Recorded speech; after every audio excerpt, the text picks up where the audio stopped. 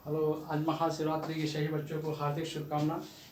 आज हम लोग शुरू करने जा रहे हैं बायोलॉजी की एक यूनिट के बारे में। आपको बताते चलें कि बायोलॉजी जो है एक अद्भुत दुनिया है जिसके बारे में सभी लोग जानना चाहते हैं। जितने सारे आप जीव जंतु देखते हैं, सारे जीव जंतुओं के अंदर एक अनोखी क्रियाएं होती रहती है जिनको जानने के लिए हर एक मनुष्य उत्सुक होता है। इसी के बारे में जानने के लिए आज आपको हम जीव विज्ञान के कुछ शब्दों के बारे में बताएंगे, जो उनकी बेसिक जो शब्दें होती है उनके बारे में बताएंगे।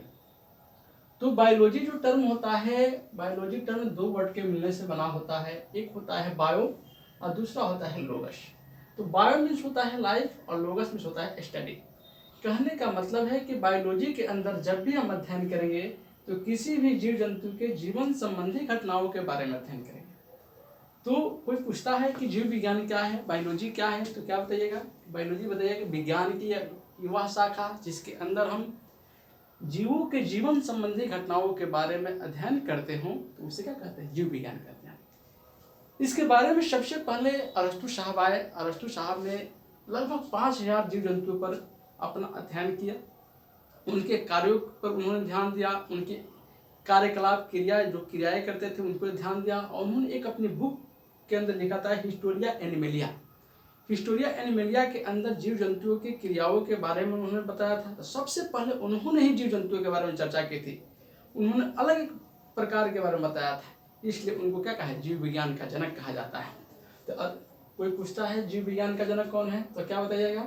जीव विज्ञान का जनक अरस्तु है। फिर बाद में आए थियोफ्रेस्टस साहब। तो उन्होंने बताया कि देखिए, आप तो जीव जंतुओं के बारे में बता रहे हैं, फिर भी लेकिन पेड़ पौधे भी तो जीव हैं, इनके अंदर भी तो प्राण हैं। तो उन्होंने पेड़ पौधों के बारे में बताया। तो यहाँ से जीव विज्ञान की दो शाखाएं हो जाती है। एक शाखा ऐसी हो जाती है जिसके अंदर हम जीव जंतुओं के बारे में अध्ययन करते हैं, जो करते हैं हम जूलॉजी कहते हैं। और एक शाखा ऐसी हो जाती है जिसके अंदर हम पेड़ पौधों के बारे में अध्ययन करते हैं, उसको हम कहते हैं क्या? बोटनी कहते हैं, मतलब वनस्पति विज्ञान।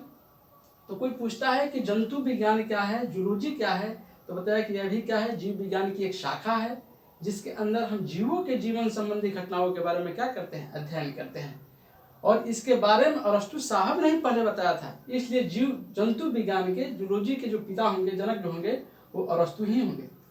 फिर बाद में आइए वनस्पति विज्ञान। तो वनस्पति विज्ञान से आप क्या समझेगा? ये भी एक क्या? जीव विज्ञान की एक शाखा है जिसमें वनस्पतियों के जीवन संबंधी घटनाओं के बारे में अध्ययन करते हैं। इसके बारे में सबसे पहले किसने बताया था? थियोफ्रेस्टस ने बताया था। इसलिए वनस्पति विज्ञान के जनक किसको कहा जाता है? थियोफ्रेस्टस साहब को कहा जाता है। लेकिन जो इन्होंने जीव जंतुओं के बारे में बताया था, तो फिर बाद में आए लेमार्क और ट्रेविजनस साहब आए। उन्होंने कहा कि इन सारे जीव जंतुओं को जो संग्रह जो है एक बुक के अंदर कर दिया जाए। तो उन्होंने उस बुक का नाम दिया क्या? बायोलॉजी, जीव विज्ञान नाम दिया था। जीव विज्ञान जो टर्म की जब बातें आएगी, तो जीव विज्ञान जो पद है, जो बायोलॉजी जो टर्म है, इसको सबसे पहले लेमार्क और ट्रेविजनस ने दिया था। यही बातें समाप्त होती है। ठीक है, अब अगले वीडियो में हम लोग मिलते हैं।